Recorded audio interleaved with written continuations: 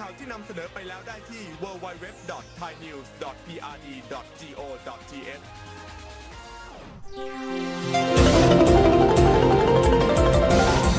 วิทยุแห่งประเทศไทยให้ความรู้คู่ความสุข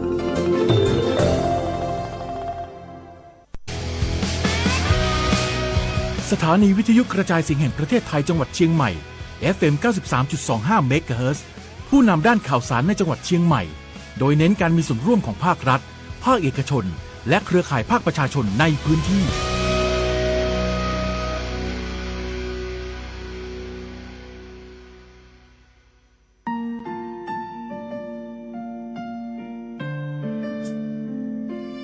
ขอน้อมเกล้าถวายอาลัยสมเด็จพระพันปีหลวงพระแม่แห่งแผ่นดินผู้ทรงเมตตาเหนือเกล้าขอพระองค์เสด็จสู่สวรรคาลัยข้าพระพุทธเจ้าข้าราชการและเจ้าหน้าที่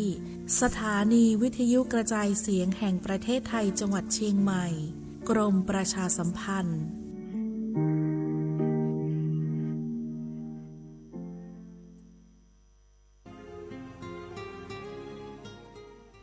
This is a moment of profound grief for the Kingdom of Thailand.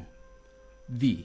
the collective voices of Radio Thailand Chiang Mai, join the Thai nation in mourning the passing of our beloved Queen Martha, Her Majesty Queen Sirikit. Her life was a testament to the unwavering service, grace, and deep love for the Thai people. Our humble condolences and thoughts are with His Majesty the King, the royal family, and all the Thai people during this deeply sorrowful time. We will remember her forever.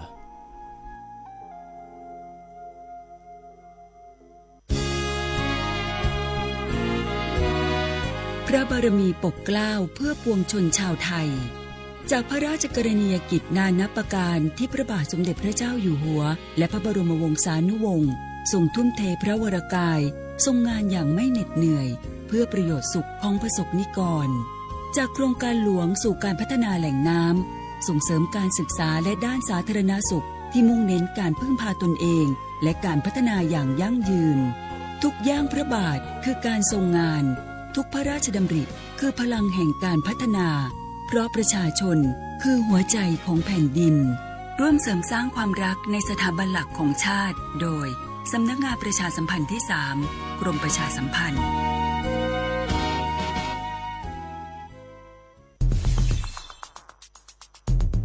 แค่ 3 ปีความเสียหายจากอาชญากรรมไซเบอร์ของคนไทยพุ่งทะลุถึง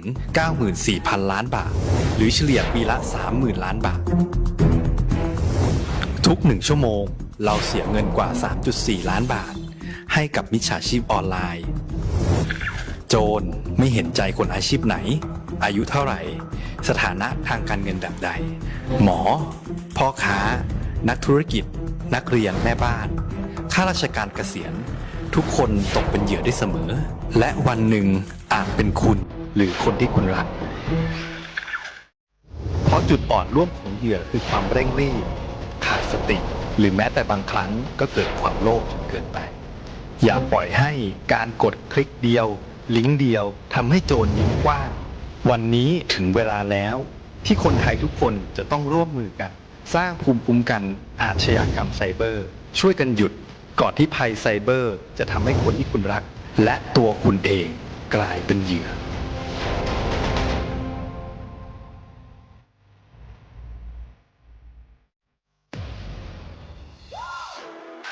อตก.มาแล้วจ้า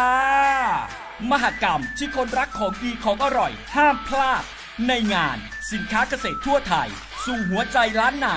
ของดีมีคุณภาพจากแผ่นดินไทยเชื่อมใจผู้บริโภคสู่ตลาดล้านนาอย่างยั่งยืน 21-25 มกราคม 2569 ณ มีโชคพลาซ่าจังหวัดเชียงใหม่งานเดี่ยวที่อตก.ยกทัพสินค้าเกษตรคุณภาพคัดสรรจากเกษตรกร 4 ภาคทั่วไทยสดใหม่อร่อยถูกใจได้มาตรฐานชวนชิมช็อป แชร์แบบจุใจสินค้าราคาพิเศษสินค้านาทีทองลุ้นรับของรางวัลรวมมูลค่ากว่า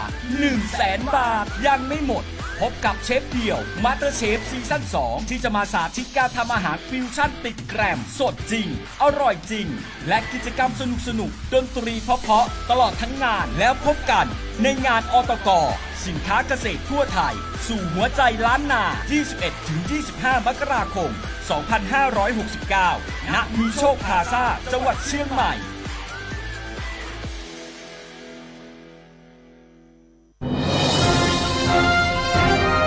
ขับรถมีน้ำใจรักษาวินัยจราจรคุณกำลังฟังรายการจราจรเพื่อชุมชนทางสถานีวิทยุกระจายเสียงแห่งประเทศไทยจังหวัดเชียงใหม่ FM 93.25 เมกะเฮิรตซ์ทุกวันจันทร์ถึงวันศุกร์ 16:10 น. ถึง 17:00 น.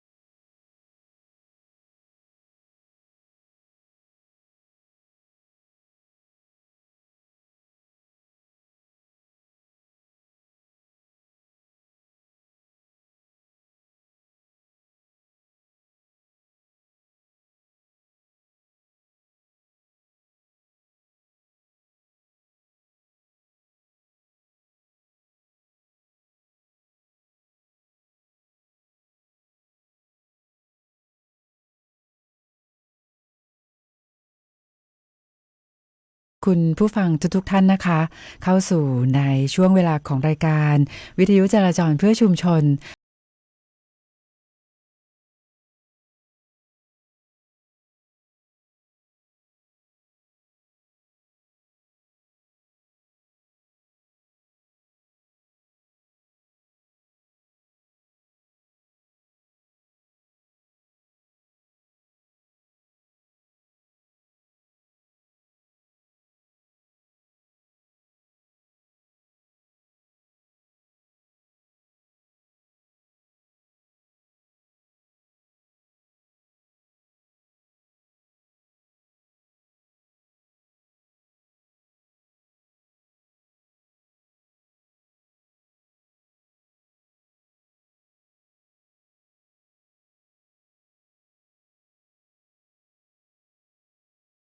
หน้าใหม่ให้กับคุณผู้ฟังได้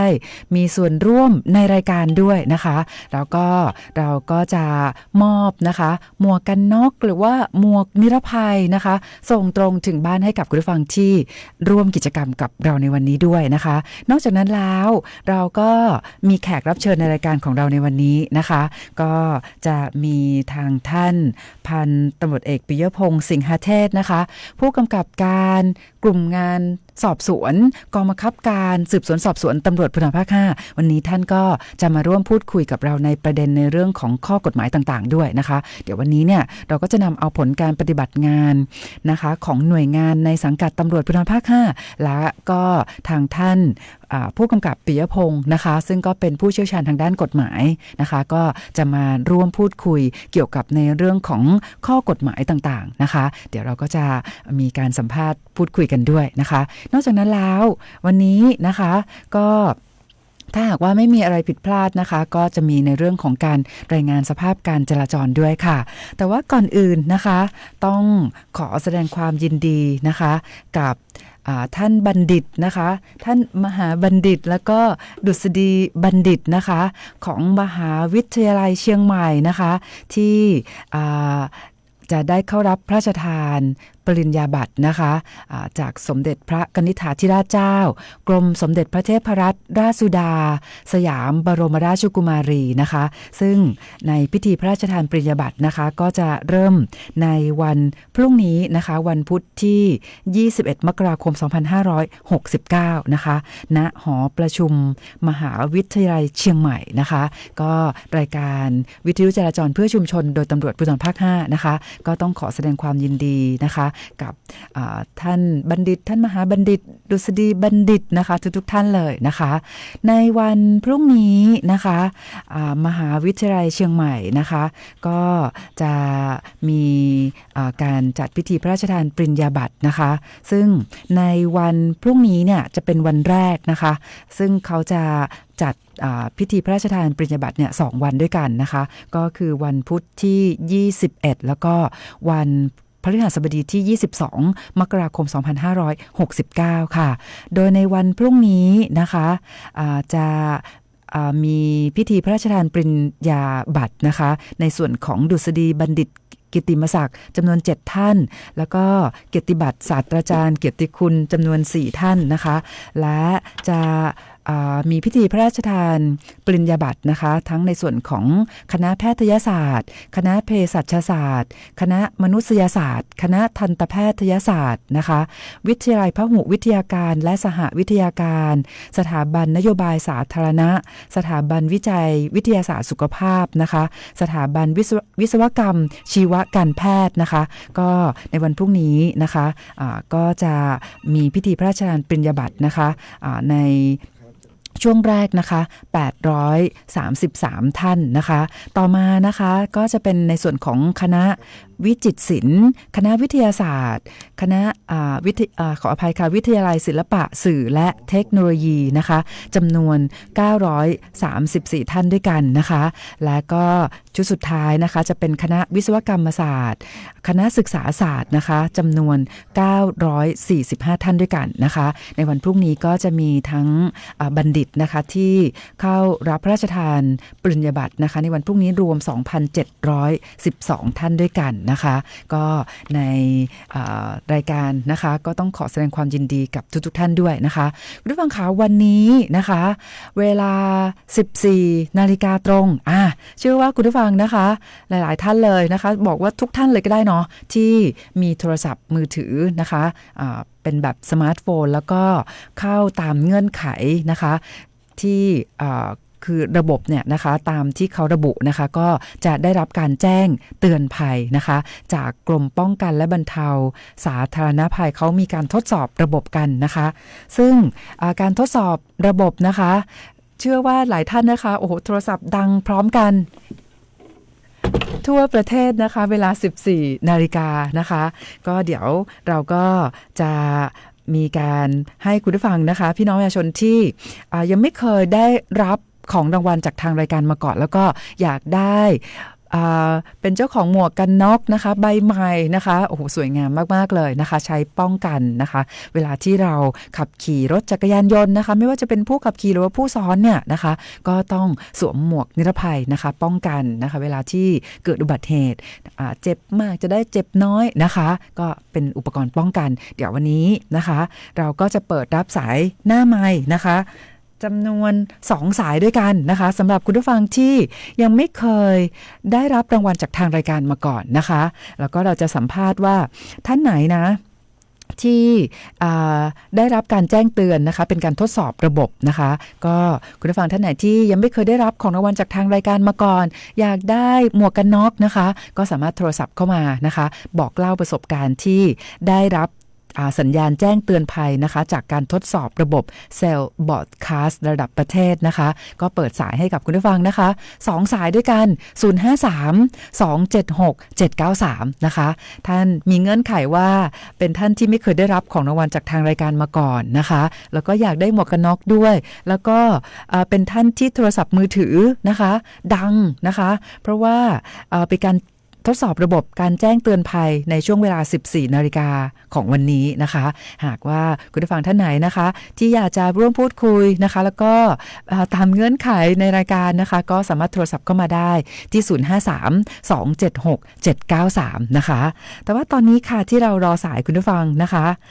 ก็จะมาร่วมพูดคุยกับทางท่านพันตำรวจเอกปิยพงศ์สิงหเทศนะคะผู้กำกับการนะคะกลุ่มงานสอบสวนนะคะกองบังคับการสืบสวนสอบสวนตำรวจภูธรภาค 5นะคะก็เนื่องมาจากว่าผลการปฏิบัติงานของตำรวจภูธรภาค 5นะคะวันนี้เนี่ยนะคะมีเรื่องที่น่าสนใจอยู่2คดีด้วยกันนะคะคดีแรกเนี่ยนะคะก็เป็นผลงานของตำรวจไซเบอร์นะคะของตำรวจภูธรภาค 5ค่ะเพราะว่าเมื่อวานนี้เนี่ยนะคะจริงๆแล้วเนี่ยมีเคสก่อนหน้านะคะเนื่องจากว่าเมื่อวันที่17กรกฎาคม2568นะคะเราได้รับข้อมูลก่อนหน้านี้แล้วนะคะว่ามีผู้ต้องหานะคะที่เราจับกุมได้เนี่ยนะคะเขากระทำความผิดเนี่ยนะคะเป็นบัญชีม้านะคะต่อมานะคะมีการผันตัวนะคะเป็นผู้ควบคุมบัญชีม้านะคะก็ทางเจ้าหน้าที่ตำรวจเนี่ยนะคะก็มีการสืบสวนติดตามจับกุมกลุ่มผู้มีพฤติการเกี่ยวข้องกับแก๊ง call center นะคะหรือว่าแก๊งหลอกลวงออนไลน์มาโดยตลอดนะคะจนกระทั่งวันที่19มกราคม2569นะคะก็พบว่าผู้ต้องหาที่เคยถูกจับกุมนะคะเมื่อปีที่ผ่านมาเนี่ยนะคะก็มาทำหน้าที่นะคะเดิมทีเนี่ยเป็นเจ้าของบัญชีม้าเนาะแต่ว่าวันที่19มกราคมนะคะ2569เนี่ยนะคะได้ผันตัวเองมาเป็นม้ากดเงินนะคะแล้วก็มาทำหน้าที่เป็นผู้ควบคุมม้าอีกทีคือมีการอัปเกรดนะคะแต่แล้วก็ต้องถูกเจ้าที่ตำรวจนะคะตำรวจไซเบอร์ของตำรวจภูธรภาค 5เนี่ยนะคะจับกุมได้ก็พอถูกเจ้าที่ตำรวจจับกุมนะคะทำหน้าที่เป็นผู้ที่ไปกดเงินนะคะให้กับแก๊ง call center นะคะก็ถูกจับกุมแล้วก็แจ้งข้อกล่าวหานะคะซึ่งข้อกล่าวหาที่ถูกแจ้งเนี่ยนะคะก็ถูกแจ้งข้อหาในความผิดฐานเป็นสมาชิกของคณะบุคคลซึ่งปกปิดวิธีดำเนินการและมีความ มุ่งหมายเพื่อการอันมิชอบด้วยกฎหมายหรือเรารู้จักคำว่าอ้างยี่นะคะและก็ถูกแจ้งข้อกล่าวหาก็คือร่วมกันใช้บัตรอิเล็กทรอนิกส์ของผู้อื่นโดยมิชอบในประการที่น่าจะก่อให้เกิดความเสียหายแก่ผู้อื่นหรือประชาชนนะคะเดี๋ยวเราจะสัมภาษณ์ท่านผู้กำกับการนะคะ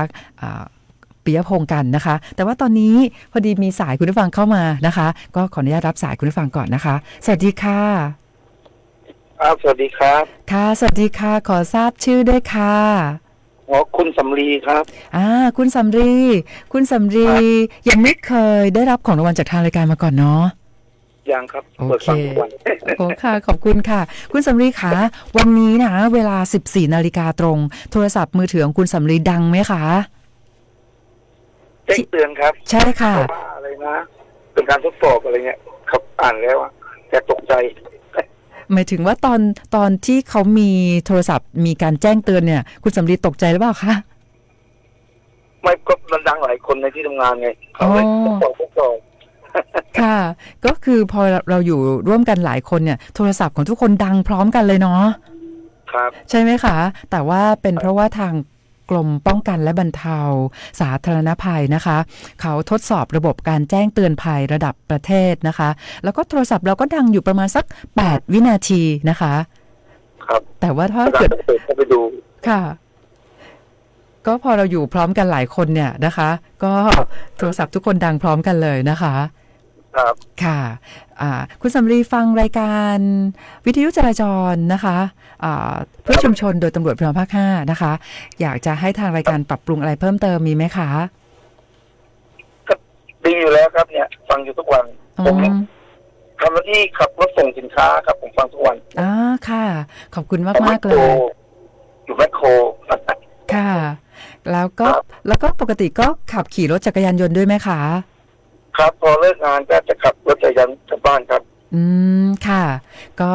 วันนี้นะคะเดี๋ยวทางรายการก็จะจัดส่งหมวกกันน็อกหรือว่าหมวกนิรภัยไปให้คุณสำลีนะคะ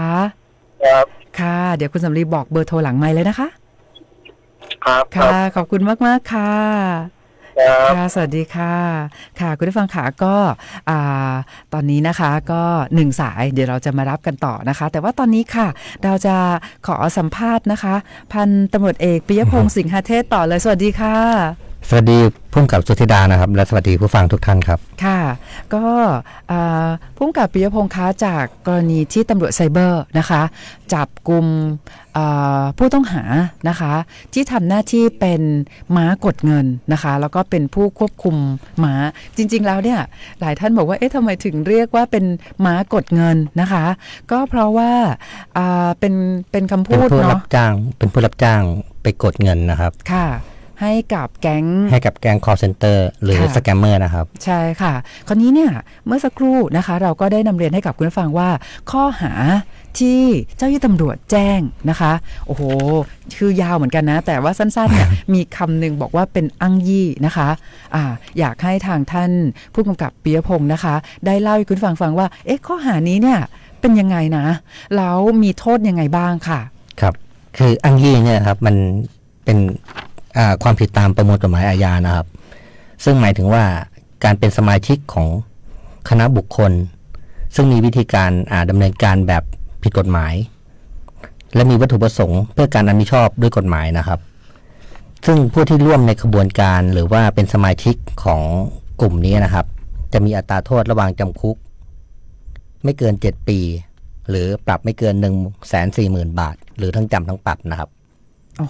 แต่ถ้าเป็นหัวหน้านี้จะมีโทษหนักเพิ่มขึ้นนะครับก็คือจำคุกไม่เกิน10ปีหรือปรับไม่เกิน 200,000 บาทก็จะเพิ่มโทษขึ้นไปอีกนะครับค่ะก็คือจริงๆแล้วเนี่ยนะคะข้อหาอ้างยี่เนี่ยเป็นแค่ข้อหาเดียวนะคะคือจริงๆความผิดสแกมเมอร์เนี่ยความผิดมันค่อนข้างที่จะเยอะนะครับค่ะที่เคยเจอส่วนใหญ่นะครับประมาณว่ามีร่วมกันเป็นกระทำการเป็นอ้างยี่เป็นซ่องโจรร่วมมีส่วนร่วมในองค์กรอาชญากรรมข้ามชาติร่วมกันฉ้อโกงประชาชนโดยแสดงตนเป็นบุคคลอื่นแล้วก็นำเข้าสู่ระบบคอมพิวเตอร์ซึ่งข้อมูลคอมพิวเตอร์อันปลอมหรือเป็นเท็จเนี่ยครับมันจริงๆมันมีความผิดอื่นอีกเยอะนะครับความผิดเกี่ยวกับพวกความผิดผู้กระทำการ เป็นสแกมเมอร์เนี่ยครับค่อนข้างที่จะเยอะมากเลยครับค่ะก็คือต้องบอกว่าหลายท่านอาจจะเข้าใจว่ามันงานง่ายมากเลยนะ นะคะผู้กำกับปิยพงศ์ค่ะก็คือแค่ไปรับจ้างกดเงินอะนะคะเป็นแค่ไปกดเงินแล้วก็ไปฝากเงินหรือว่าเอาเงินเนี่ยไปให้ผู้ควบคุมอีกทีนะคะงานง่ายมากเลยนะคะใช่นะคะแล้วก็ผลตอบแทนดีด้วยแต่ปรากฏว่าข้อหานะคะถ้าหากว่าเราไปมีส่วนร่วมกับเป็นผู้มีส่วนร่วมนะคะกับพวกแก๊ง call center scammer เนี่ยนะคะในการหลอกลวงพี่น้องประชาชนเนี่ยแค่ข้อหาเดียวนะคะอย่างเช่นอ้างยี่ที่ท่านผู้กำกับปิยพงศ์บอกเนี่ยก็มีโทษจำคุกโทษเปรียบเทียบปรับเนาะแต่จริงๆแล้วเนี่ยยังมีข้อหาอื่นอีกนะคะอย่างเช่นในคดีที่เกิดขึ้นเมื่อวานนี้เนี่ยที่ตำรวจไซเบอร์ไปจับกุมเนี่ยนะคะก็มีข้อหาอ้างยี่ละแล้วก็ยังมีข้อหาร่วมกันใช้บัตรอิเล็กทรอนิกส์ของผู้อื่นโดยมิชอบนะคะอันนี้ก็โทษหนักเหมือนกันก็หนักเหมือนกันครับคือบัตรอิเล็กทรอนิกส์นี่ก็คือบัตรที่เขาออกให้แล้วก็ให้ใช้ในระบบอิเล็กทรอนิกส์ทั่วไปนะครับทั้งบาร์โค้ดทั้ง QR โค้ดทั้ง ATM ทั้งอะไรเนี่ยนะครับถ้าเอาไปใช้ในการกระทำความผิดนะครับผู้ที่ใช้กระทำความผิดเนี่ยจะมีอัตราโทษจำคุกคือไม่เกิน5ปีหรือปรับไม่เกิน 100,000 บาทหรือทั้งจำทั้งปรับนะครับแต่ไม่เฉพาะคนที่เอาไปใช้นะครับ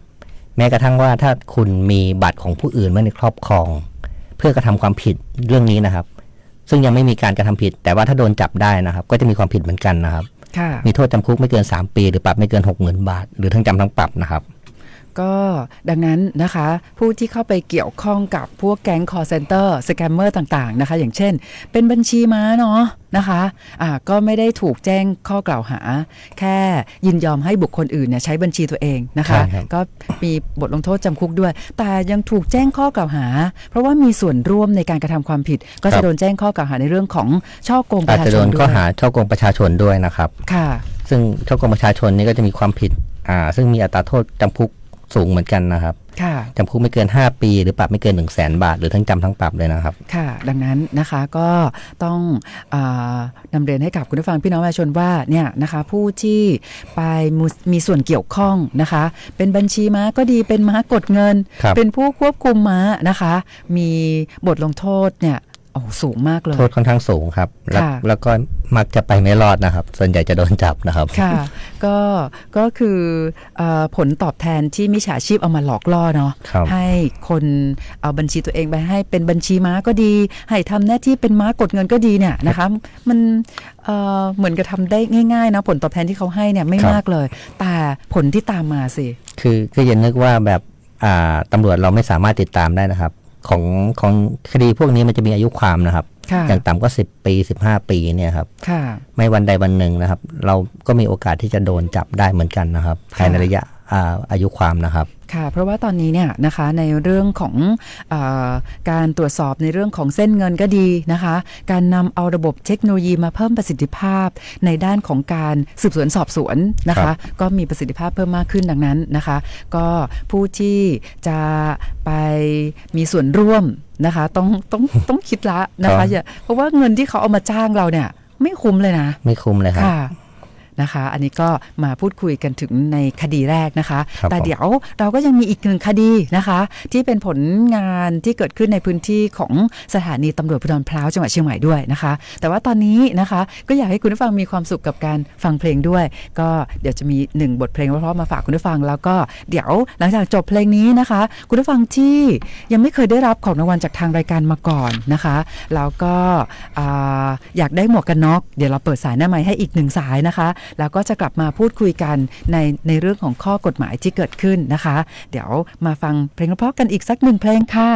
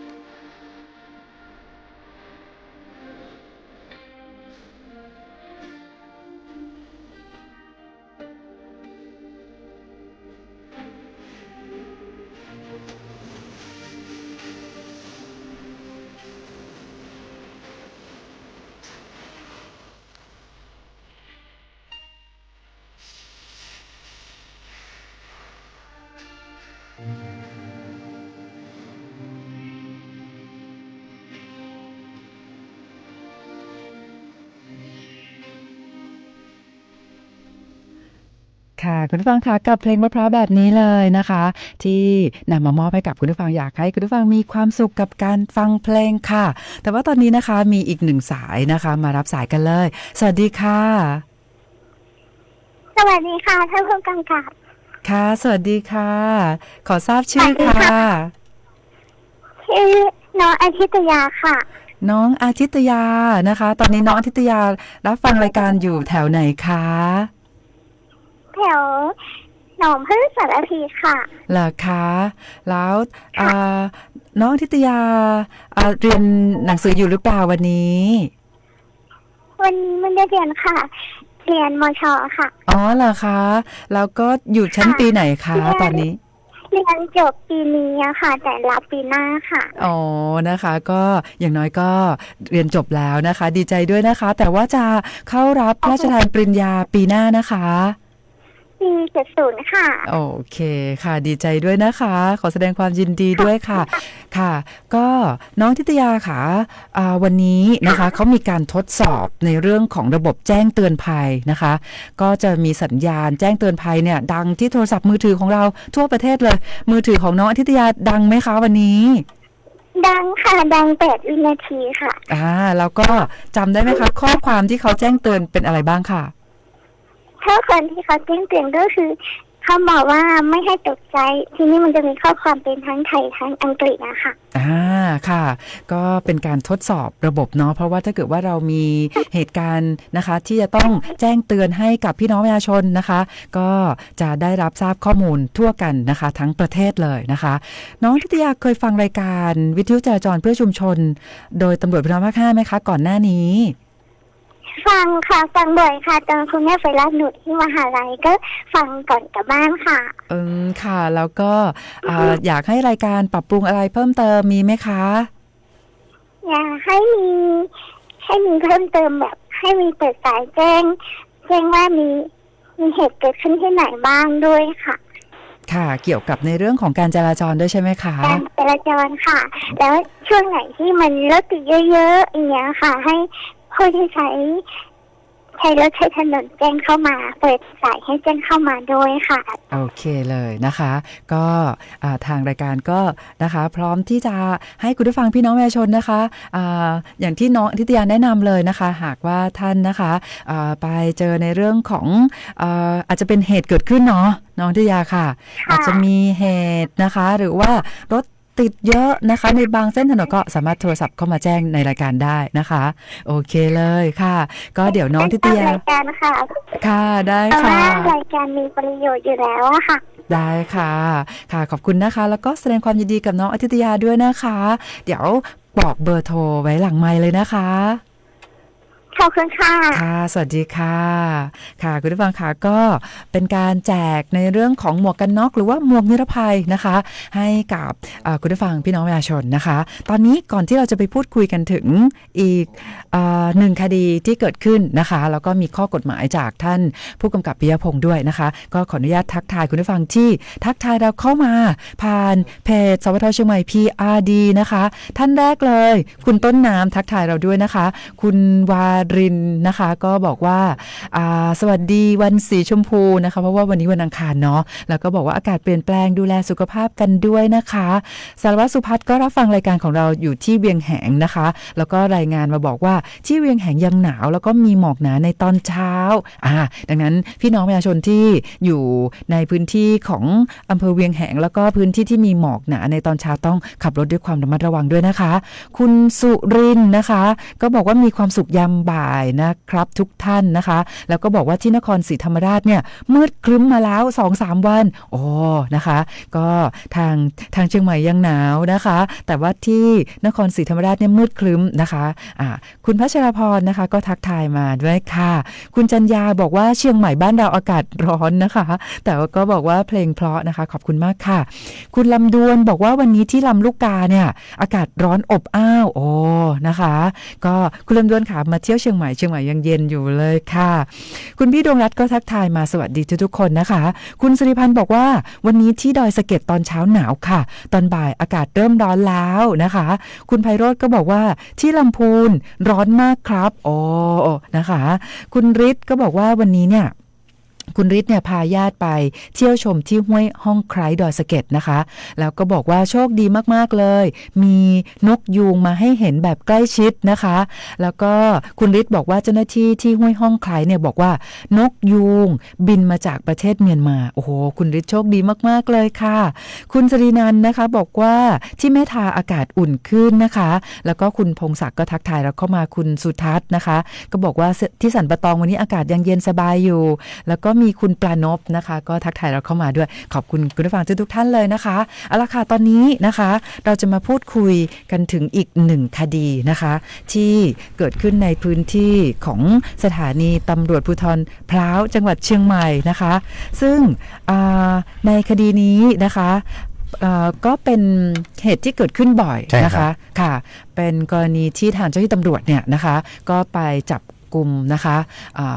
ซึ่งเป็นผู้ที่ไปเป็นบุคคลในครอบครัวเดิมแล้วก็อดีตคนรักกันนะครับแล้วก็มีปัญหากันอย่างเงี้ยนะครับแต่ว่ามีในเรื่องของการพกพาอาวุธปืนนะคะจะเอาอาวุธปืนไปข่มขู่กันหรือยังไงหรือจะไปก่อเหตุอะไรก็ไม่ทราบนะครับแต่ว่าดีแล้วครับที่เจ้าหน้าที่ตำรวจเราจับได้ก่อนนะครับค่ะคราวนี้พอมีการครอบครองอาวุธปืนนะคะในคดีนี้อยากให้ท่านผู้กำกับปิยพงศ์เล่าให้ฟังด้วยแล้วก็ในเรื่องของข้อหารวมไปถึงบทลงโทษเป็นยังไงบ้างค่ะการครอบครองอาวุธปืนนะครับกฎหมายจะอนุญาต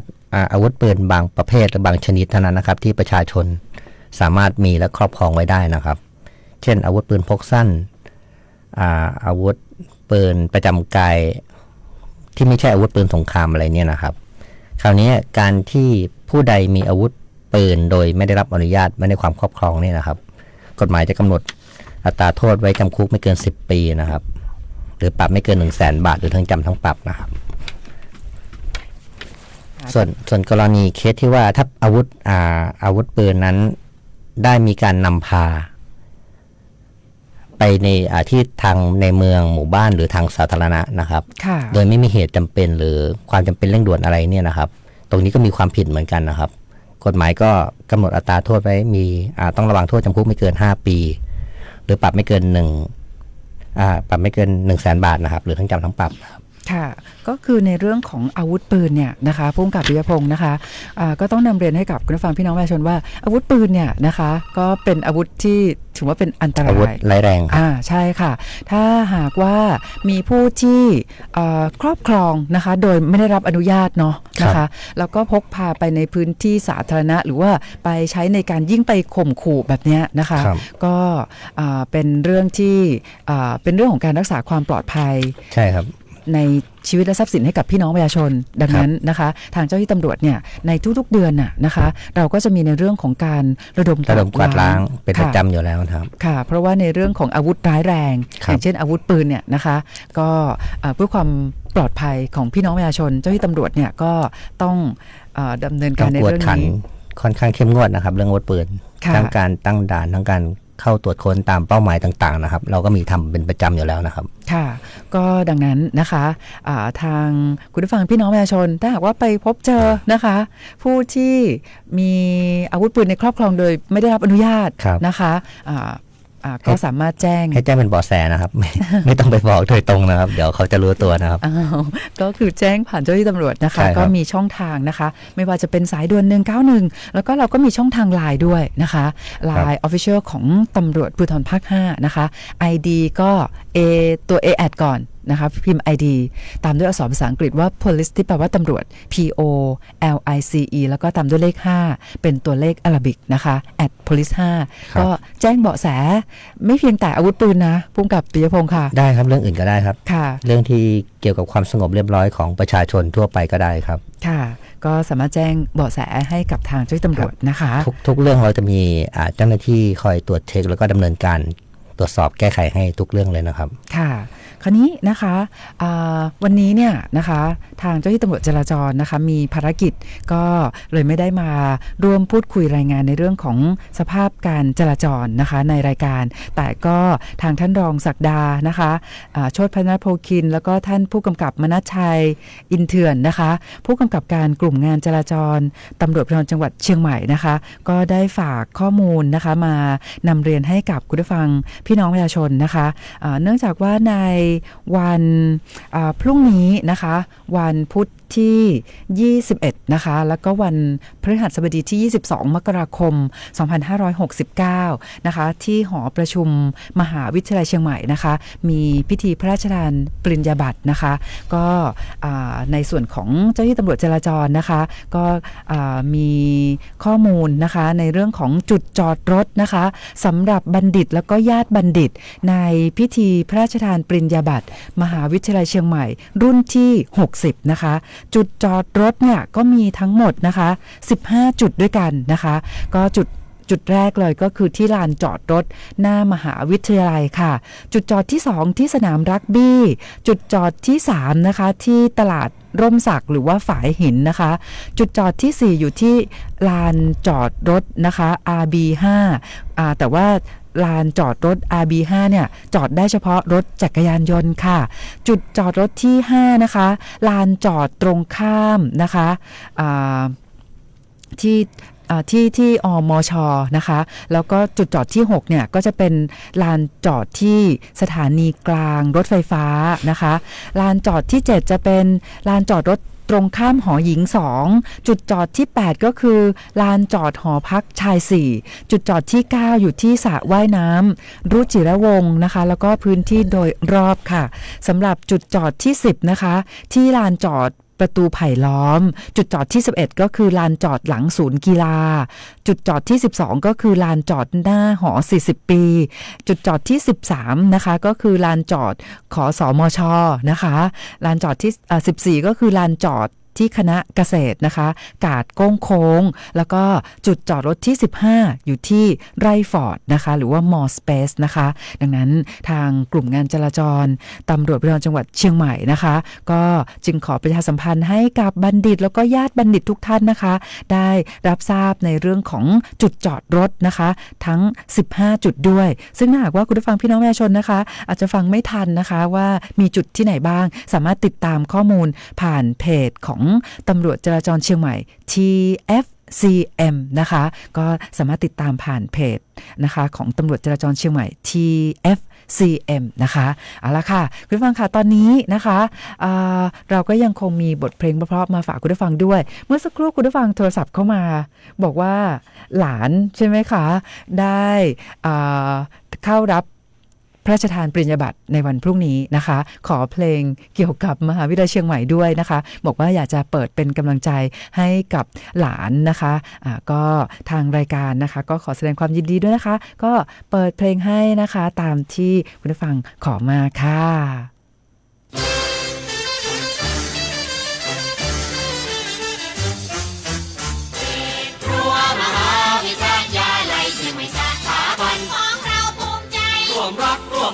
ทุกดวงชีวันได้มาศึกษาสีม่วงนั่นคือสีบูชาชูเชิดงามเป็นช้างชูชัดคบเพลิงอยู่กันตะคูเขตขาวมหาวิทยาลัยเชียงใหม่เรื่องน้ำทางใจเรางามญาติรักเที่ยงตรงเทิดเกียรติพระนงรักเขารักคงของเราเชียงใหม่นี้คือสถาบันที่ได้กล่อมกล่าวของที่น้องเราได้วิชานาทั่วกันบารมีจากพรีราชากุศลสถาบันเชียงใหม่ดินขวัญให้ทุกท่านเปรมปรีนักศึกษาเราทั่วทุกคนขอปฏิญาณตั้งปณิธานจิตน้อมนำทำในสิ่งดีศาสตร์ชีวิตรำตัดรักพี่ของไทยแห่งนี้ด้วยชีวิตพวกเรา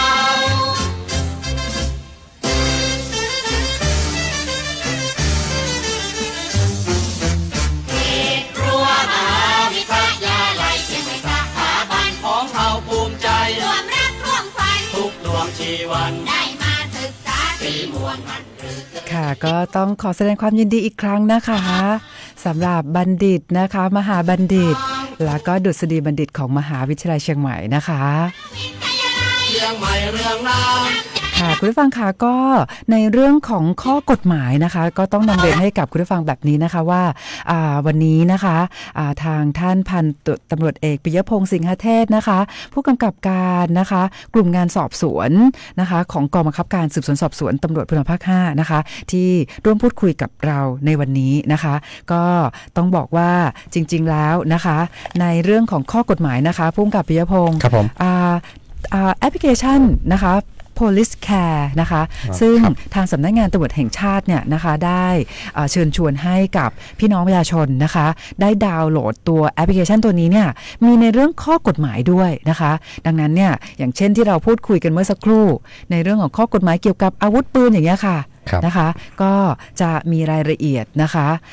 อยู่ในตัวแอปพลิเคชัน Police Care แล้วด้วยครับมีความรู้ต่างๆนะครับมีการประชาสัมพันธ์กิจกรรมของตำรวจแล้วก็มีหลายเรื่องนะครับที่เป็นประโยชน์ต่อประชาชนนะครับสามารถเข้าไปขอดูได้นะครับค่ะก็คือการดาวน์โหลดทำได้ง่ายๆเลยนะคะไม่ว่าพี่น้องประชาชนจะใช้โทรศัพท์ในรูปแบบนะคะเป็นระบบปฏิบัติการ iOS หรือว่า Android นะคะก็สามารถเข้าไปใน App Store นะคะหรือว่า Play Store เข้าไปค้นหานะคะคำว่า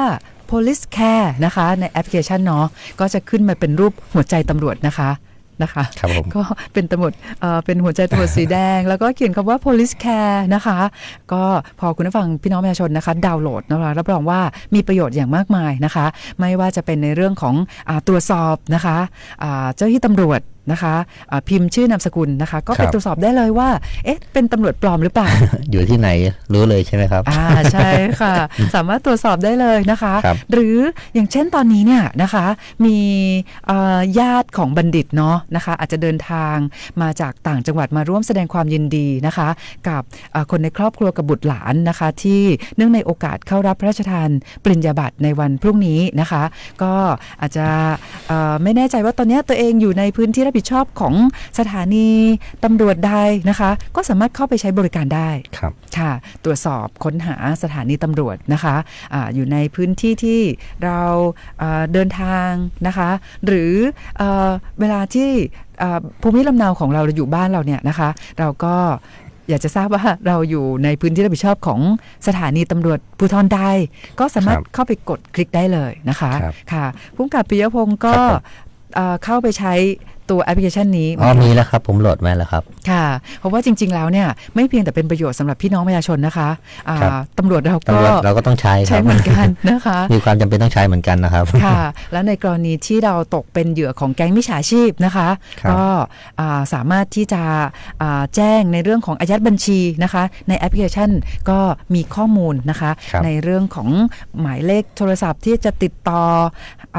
ไปยัง call center ของแต่ละรัฐธนาคารได้เลยนะคะครับผม